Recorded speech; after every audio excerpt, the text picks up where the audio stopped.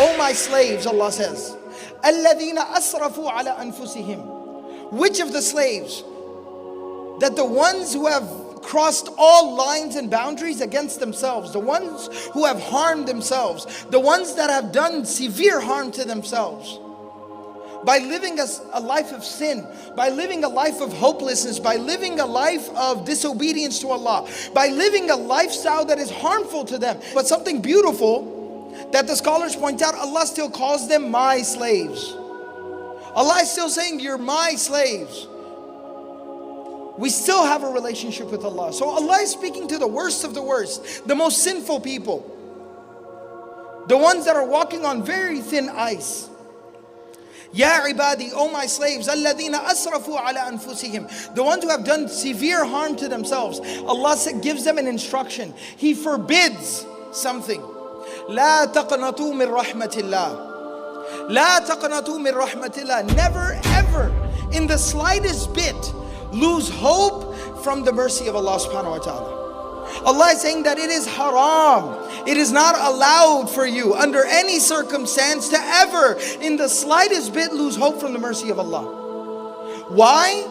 Allah subhanahu wa ta'ala didn't just tell us something and not give us reason to believe it. Why? Inna Allah yaghfiru dhunuba jami'a. Because Allah will forgive all the sins.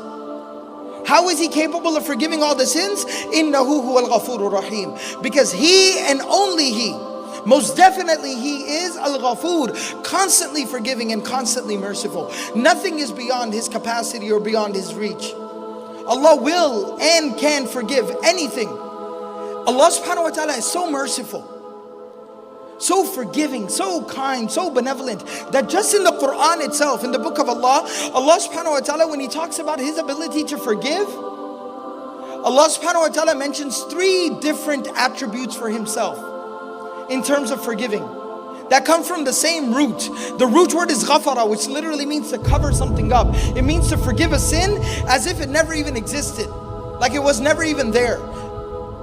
But He says this 3 different ways. One place Allah subhanahu wa ta'ala calls Himself Ghafiru Dhanb, Ghafir, which means the one who immediately forgives. Another place Allah calls Himself Ghaffar, Ghaffar, the one who abundantly forgives, the one who has no limitation in terms of forgiveness, the one who can continue to forgive no matter how much the sins might be. The third attribute is Ghafur, constantly forgiving, immediately forgiving, abundantly forgiving, constantly forgiving. That's who Allah is. That's our introduction to Allah. Inna rahmati sabaqat ghadabi. Allah says that my mercy, in a hadith Qudsi, Allah says that most definitely my mercy, it encompasses and surrounds everything.